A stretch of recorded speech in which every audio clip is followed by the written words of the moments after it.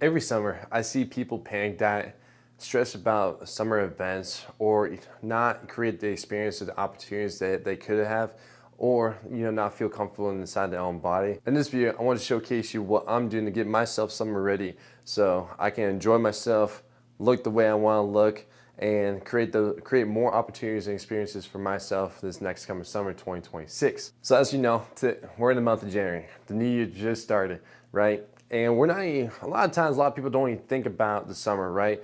Or they do, they put in the back of their mind, but they don't really think about it, right? They don't think about the vacations, the trips they got set out, planned out. They don't think about how they want to look for the summer. They don't think about a lot of things. So when it comes to summer, summertime is really the season where it piles up, right? Sometimes you might just you got a bunch of friends, sometimes it's always, spontaneous, right? You might want to do a pool party, might want to have a cookout. You might want to do a lot of things that's spontaneous in the summertime that's just not set in stone on your calendar. So when those times come up, you're always panicking because you're not ready for that, or you don't create the moment or feeling like you're comfortable taking your shirt off or rocking the summer body that you like. Another thing is too, a lot of people like to go in the extremes. Like they like to be the person to wait till May or June to get this self ready. And that's what creates them in that cycle loop, because they're always putting them in an extreme diet where they're trying to get ready for some certain event, and it's just gonna make them feel more miserable, and it's gonna make them feel more unhappy about the way they look, and it's not like a long-term sustainability for their plan as well.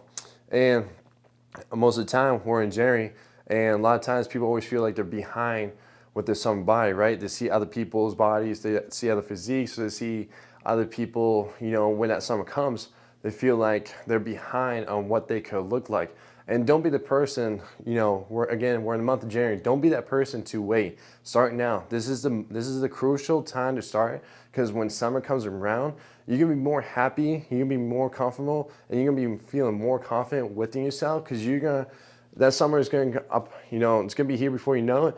You're going to be going to the pool. You're going to be like taking that shirt off. You're just going to be rocking those summer fits, and you're going to be like looking at yourself, back at those photos, or just looking at yourself in the mirror. It's like, damn, you should be proud of yourself on how far you came, and you should be proud of yourself that you started now in the month of January as opposed to starting in the month of May or June. So that's what I've been seeing a lot of times when people try and get ready for summer. So start now, don't wait, and this is what I'm exactly doing. I'm starting now because from my own experience, I was kind of blessed to start back in October of 2025, and it or 2024, excuse me, and it created me all the moments and opportunities along the way. While again, I was still able to rock the physique I want to, but also to create endless opportunities and experiences for my own self.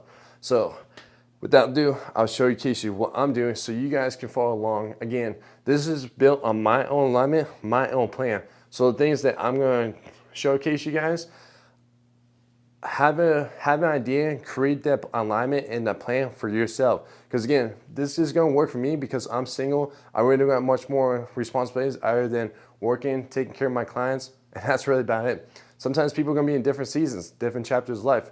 Depending on whatever your life is placed in right now, you have to recreate that identity for yourself, and you have to recreate that plan again based on the season of life you're in. So for me to get ready for my summer body for 2026 is I'm gonna be lifting 5 times a week. And so as you can see, I'm gonna do Monday chest and tris, Tuesday quads, Wednesday's back and bis, Thursday's my rest day, Friday's gonna be shoulders and arms, Saturday's gonna be hammies, Sunday's gonna be rest, and occasionally soccer on top of that. So now you might be looking at it, and it's like, yo dude, that's like a bro split. It's like, maybe I want to do like 3 or 4 times. Totally understand. Again, this is what fits me, and this is what works for me. I've been doing bro split for like 4 or 5 years now, and I've been seeing a lot of, I see a lot of growth and progression through this split. So I'm going to kind of keep doing it. And again, sometimes too is like, you might not want to do that. Again, this is what's aligned to me. You got to find your alignment to yourself. So with that being said, here's my meal plan. So before, I had a kind of set in stone type of caloric intake. Let's just say on my days I was working out, I had like one set number that I hit every single time. And then on my rest days, I'll back it down a little bit, because when you're resting, you don't really need the extra calories. So I'll cut my calories about 200, 250, on my rest days. So, but this time going forward, I'm trying like a new experiment. I'm kind of wave loading my caloric intake. and I'm kind of see, how I do. The reason why my chest and my legs, or my back and my legs is so much more than any other days is because those two are the biggest muscle groups, and they supply a lot more energy and performance. So I'm kind of testing out and see how my body performs, and also to kind of see how the weight load and caloric intake is. So as you can see on my chest and my shoulders days, those caloric intakes are gonna be the same, about 41, 48. On my quads and back day, they're gonna be about the same, 44, 91. And then on my rest days, those are gonna be 39, 51 again, because I'm not working out, I don't need those extra calories. Now, on my cheat days, I have 2 meals and post-workout snack. So those 2 meals and post-workout snack are going to be equivalent to about 26, 36 calories. And then later in the day, I'll have my cheat meal. Now, I still keep the same principle as I was doing with the food challenges before, but I'm still going to keep it. Now, this time, it might not be an 8 to 10,000 caloric intake day. It might drop it down to 6 to 8,000. So I'm still applying the same principle. Again, just the caloric intake might be a little bit lower than it was before. So that is my meal plan. My daily movement, I'm only doing 30 minutes of morning walk. It's pretty much just walking outside. Now, of course, some of you guys may be cold. For me, I live in Houston, so it's still warm outside. So I've been doing it outside, but I might still do it when it gets cold. And so the weather, the weather conditions might be attainable for you. Do it on a treadmill, okay? Or if I were in a different environment, I'll do it on a treadmill to get some type of 30 minutes of walking in. And after my, upper body days, I'm gonna do 50 minutes of incline walking. So that's gonna be my daily movement. And of course, throughout the entire day, I'm up like 16 plus hours. So I'm gonna be standing, I'm gonna be on my feet, I'm gonna be walking casually throughout the day too. So that's gonna be my daily movement. And then for my recovery, I'm only gonna have, I try to get between 6 to 8 hours of sleep.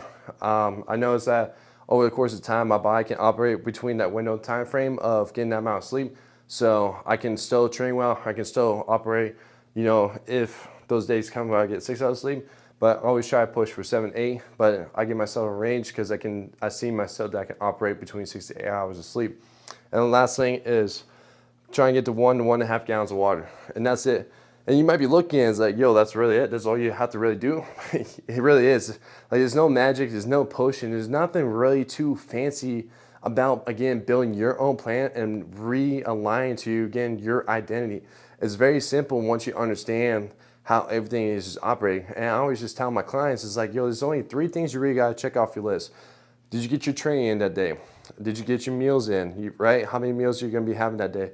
And did you get your daily movement in? If you complete those 3 tasks every single day, those results are gonna pay forward down the road just based on what you're doing. And that's it. You only gotta do 3 tasks and that's it. There's nothing more to what you have to do for your health. So over time, once you build the alignment to, again, your identity and how you operate on a day-to-day system, everything else is gonna come and play based on what you're currently doing and you building your own plan, not following someone else's. So, and now I'm sure you guys are probably wondering, it's like, yo, like I come here for the food challenges. What are you gonna do about that? And I'm still gonna be doing the food challenges, but I'm gonna be limiting myself down to 1 time a month. And the reason is, this is 2 reasons. One is because my stomach sometimes feels good on sometimes, and sometimes it doesn't feel good when I do the food challenges. So I want to kind of dim it down a little bit to kind of let my stomach fully recover. And I think this would be the best option for me to do so. And on top of that too is looking back at last summer, there's a lot of times where I knew I could have looked better, whether that would be in a photo, whether it be an event, whether it be in creating a better experience for myself. I just knew I could look better after I'd done the food challenges. And it's not to say like the food challenge is neglected for me, because as you know, I was still able to present a physique afterwards, but I just know in my own mind and the way I think is I just knew I could look better. So this year coming around for summer 26 is I want to make sure I'm in a position to hold myself to understand like, cool, going to the event, looking back at photos that I know I gave my best foot forward, that's like, all right, cool. You looked your best, you did what you could do, and I can be content with that. So that's another reason. And with that being said, is like a lot of my, clients, a lot of my audiences, they don't eat like 4,000 to 5,000 plus calories in one sitting. So I love doing it for the entertainment because that's part of my identity. I'm always gonna be a fat kid at heart. I'm just a big foodie guy, so I love doing that. But over, the grand scheme of things, looking for my own future is it's something that a lot of people are just not going to be doing. So with that being said, I'm going to be kind of shifting from the food challenges to showcasing what I be doing for my cheat meals, what I do to get myself ready, what workouts I'll be doing, how am I going to do it, what cheat meal do I want for that day, going to different restaurants, showcasing what I'm ordering, how I'm ordering, why I'm ordering this, give you all behind the scenes of, helping you guys limit down the decision fatigue of going to restaurants, helping you guys enjoy life experience a little bit more, have fun, enjoy yourself, eat whatever you want, and not feel guilty and shame after you go to a restaurant, or you feel like, man, you just had a salad instead, like you could have something else, right? So that's another thing I'm shifting forward is like, with my cheat meals is I'm still going to do the food challenges. Like I said, it's going to be one time a month, but I'm shifting more to, regular cheat meals and kind of explore more of Houston. I haven't really explored much of Houston restaurants just because the food challenges kind of limits me from doing so. So I'm kind of excited moving forward to explore more of Houston, explore more of the restaurants, and get to try different restaurants. And that's something I always want to do. Again, I'm always a big foodie, but that's the shift that I'm making moving forward. And, with this plan, with this moving forward, it's sustainable for me. One, two, it just makes it more simple because I'm not trying to figure out what I'm trying to do for my food challenges, try and come up with different challenges or anyway. Like this gives me more of a freedom and more operation to really figure out, cool, and enjoy my cheat meals as well. Because, before I was so excited to go to the next food challenge. I was always thinking of the next thing, what type of food challenge I was going to do. But over the period of time, I learned I got burned, I don't want to say burned out, but over time, I just kind of lost the excitement of going to the food challenges because based on just what I've been experiencing my own self. But now I'm the excitement has been brought back up that I still want to keep those in, but I just shift into the next direction. And sometimes that's what you have to do. You have to reevaluate where you currently are right now and you reevaluate where you want to go. What do you want to do for your future self? And that's a lot of times what I do with myself. I kind of reevaluate, see how things go. Do I keep doing it? Is there things that's kind of stopping me from creating that excitement? Or what do I need to do to change to create a life a little bit different to keep doing what I want to do, but bring that back the excitement and also to create such a sustainability, right? And this is what my plan consists of. A lot of times too, our lives always consist of a lot of stress, right? So why add your health on top of the stress on everything else that you got going on? For me, I'm waking up every single morning, no decision fatigue, no decisions have to be placed whatsoever. I'm waking up every time with minimal decision fatigue. And with that, I can place more energy and more decisions into other areas of my life. And that's why a lot of times too, a lot of people struggle figuring out what they need to do, how to eat, when to eat, how they're gonna train, where they're gonna train, all that jazz. So again, why add another stress onto your life with your health when you can just minimize it as much as possible? So that's pretty much it right there. Again, this is my plan to get myself ready for the summer body of 2026. Shifting forward from the food challenges to more kind of, again, vlogging my cheat meals on the restaurants. And yeah, that's pretty much it.